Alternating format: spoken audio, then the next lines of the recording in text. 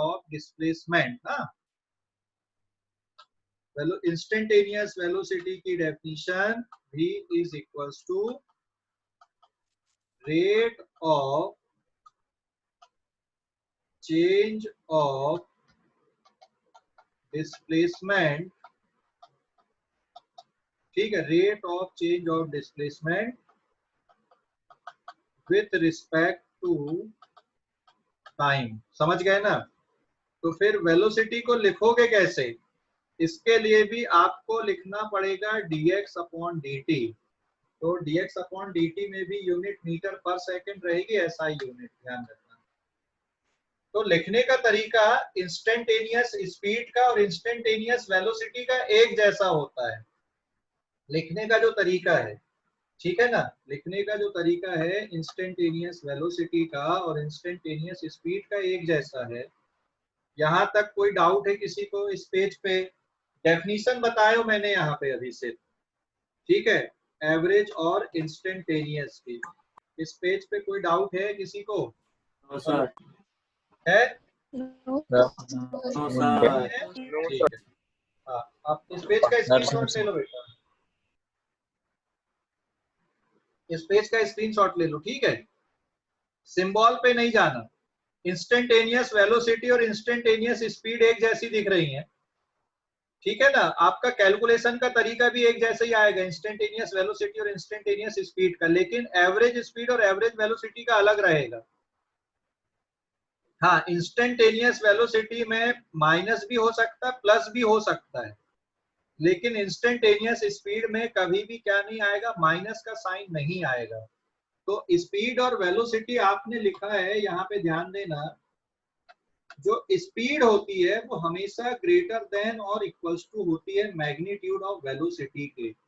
अगर मैं यहाँ पे एक वर्ड लिख दूं, जैसे डिस्प्लेसमेंट में लिखे थे अपन ने, वैसे यहाँ पे अगर अपन लिख दें speed is always greater than और equals to mod of velocity, velocity के मॉड के, क्योंकि वेलोसिटी नेगेटिव भी हो सकती है, तो वेलोसिटी के मॉड के ग्रेटर देन और इक्वल्स टू आएगा स्पीड।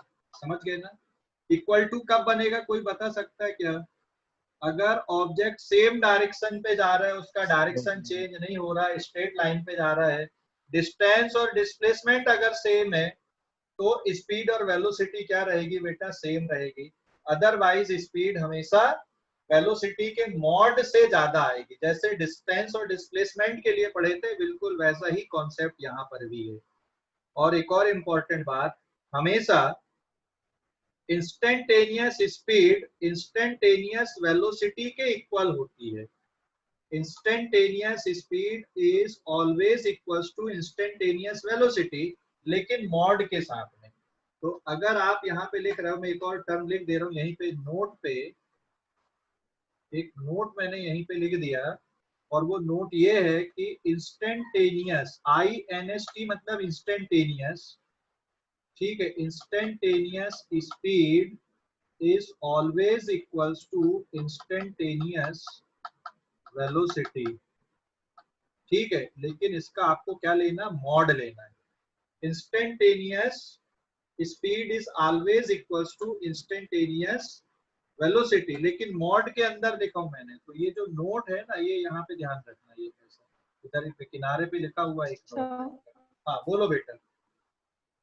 मॉड का मीनिंग, मॉड का मतलब होता है जिसमें नेगेटिव वैल्यू नहीं आती। आपने एक बार कहीं पे मॉड लगा दिया तो फिर उसमें नेगेटिव वैल्यू नहीं आती है, इसका मतलब है। देख, स्पीड कभी भी नेगेटिव नहीं होती। हाँ, स्पीड इज नेवर नेगेटिव, यहाँ पे आप और ध्यान रखना, speed is never negative, speed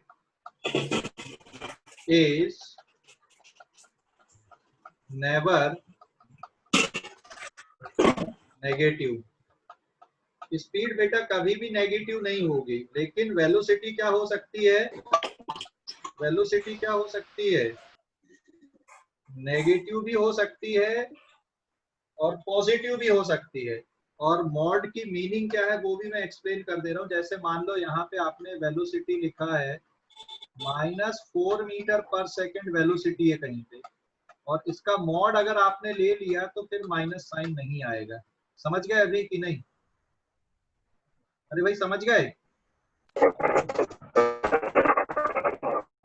समझ गए? कोई डाउट है? समझ गए? डाउट है?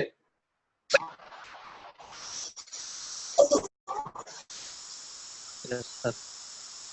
ठीक है, अभी आप लोग इस पेज का भी स्क्रीनशॉट ले लो सर जल्दी। हाँ बोलो। हाँ